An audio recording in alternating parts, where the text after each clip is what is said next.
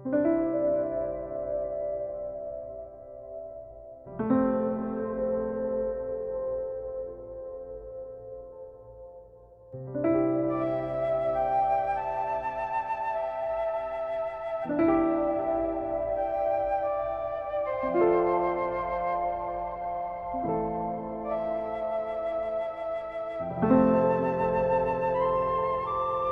guys. Hello to you all. And Tony, wow. It's great to be back on the show. I have done a bit of research into the list of birds you gave me. This should give viewers an idea of what to look out for when they are out and about.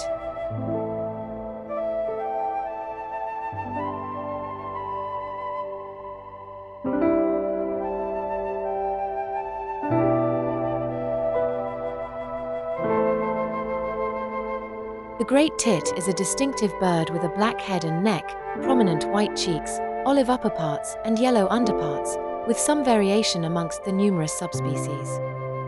It is predominantly insectivorous in the summer, but will consume a wider range of food items in the winter months. Like all tits, it is a cavity nester, usually nesting in a hole in a tree.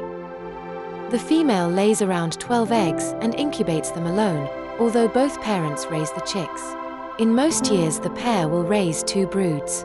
Nests may be raided by woodpeckers, squirrels, and weasels and infested with fleas, and adults may be hunted by sparrowhawks.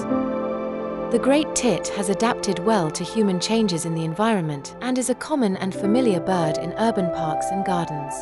The great tit is also an important study species in ornithology.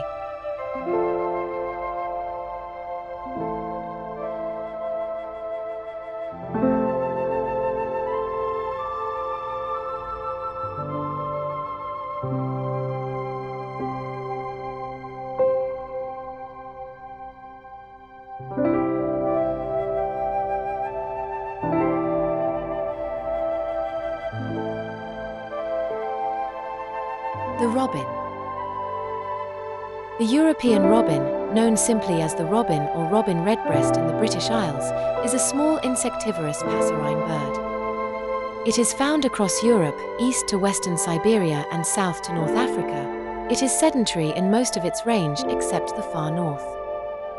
It is about 12.5 to 14.0 centimeters in length. The male and female are similar in coloration, with an orange breast and face lined with grey, brown upperparts and a whitish belly. The robin is commonly thought of as our winter darling, being the subject of endless seasonal gifts, cards, and prints. The robin is also quite likely to feed from your hand.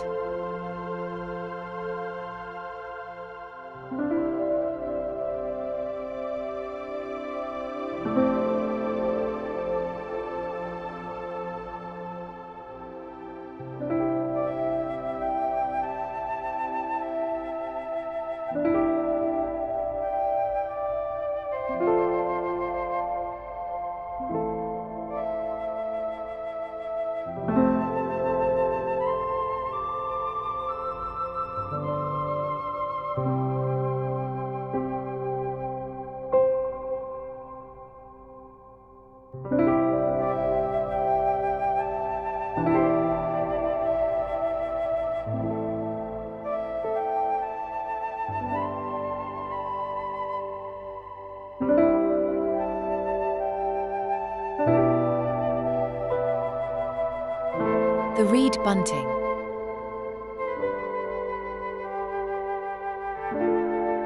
The common reed bunting is another passerine bird. It is medium-sized, about 13.5 to 15.5 centimeters long, with a small but sturdy seed-eater's bill. The male has a black head and throat, white neck collar and underparts, and a heavily streaked brown back. The female is much duller, with a streaked brown head, and is more streaked below. It breeds across Europe, with most birds migrating south in winter, but those in the milder south and west remain resident.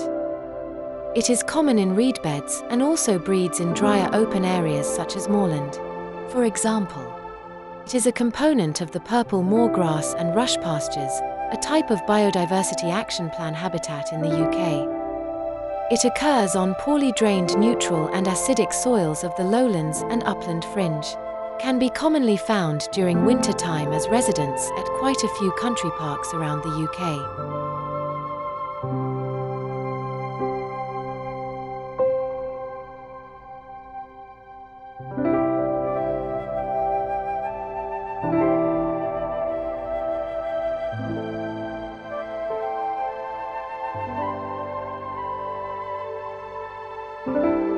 Common blackbird.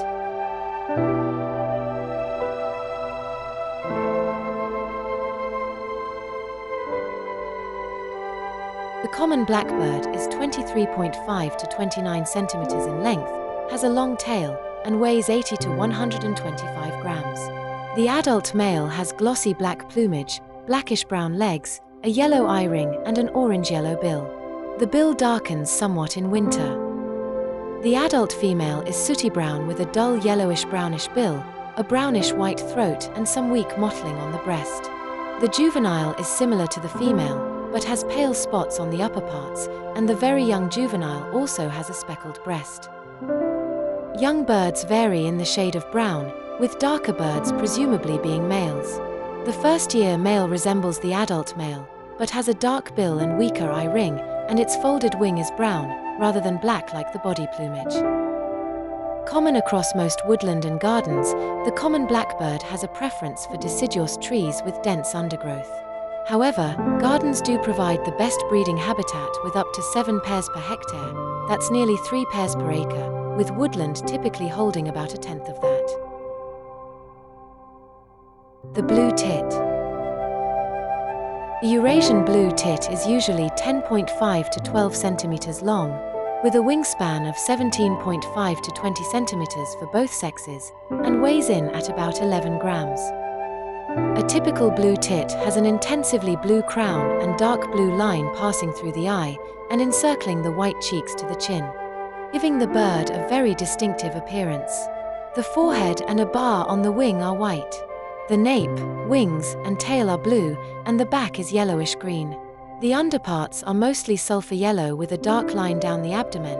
The yellowness is indicative of the number of yellowy-green caterpillars they have eaten due to high levels of carotene pigments in the diet. The bill is black, the legs bluish-grey, and the irises dark brown. The sexes are similar and often indistinguishable to human eyes, but under ultraviolet light, males have a brighter blue crown. Juvenile birds are more yellowish and have fewer contrasting colors. They become similar to mature ones in September, although some parts of the wings are kept until May-June the following year. Blue tits can also see in ultraviolet light.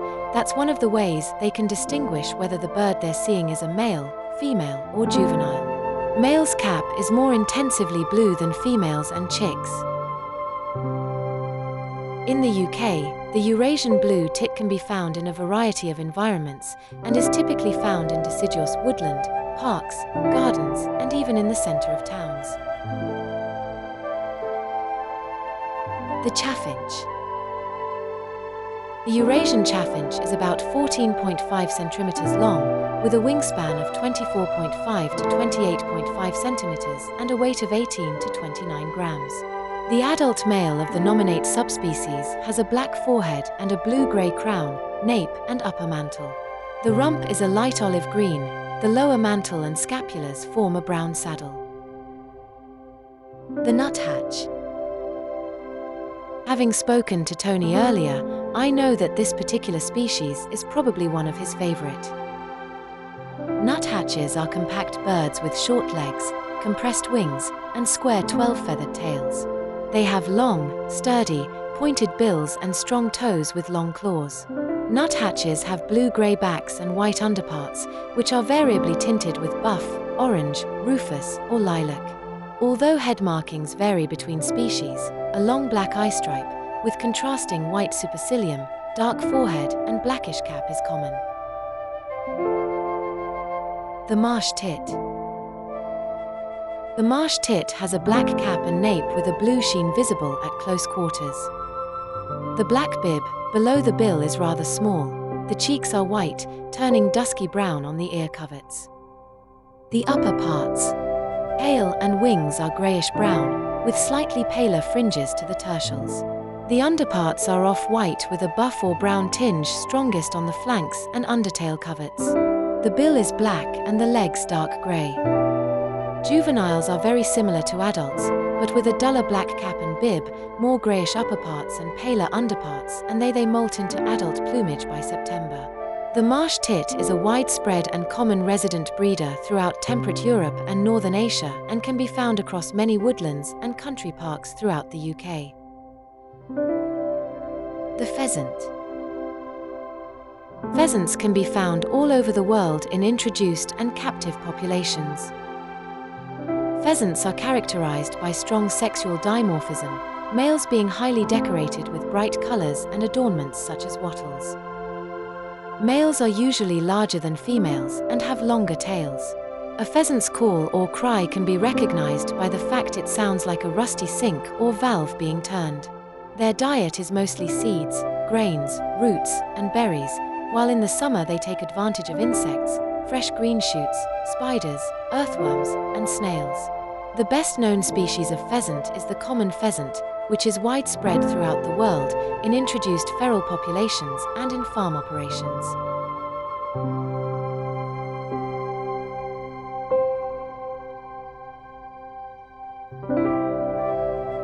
The grey squirrel. Tony has asked me to include this lovely tree dweller, disliked by many and loved only by the few. The UK has a couple of varieties. The grey squirrel and the much-loved red squirrel, the latter being found more in northern areas of the UK. Grey squirrels have been given the nickname of tree rat. In Tony's opinion, an undeserved title. Grey squirrels are abundant in southern regions of the UK and feed on a large variety of nuts. If you're lucky, you may even get one to feed from your hand.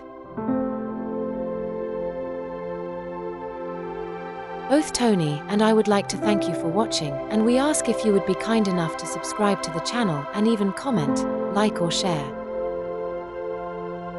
If you are interested in getting a copy of Tony's latest ebook, Bird Watching and Bird Photography, then check out Kindle or Amazon and download a copy of this great little guide filled with photography tips and a small journal of some of the UK's fabulous wild birds. See you again soon. Bye for now.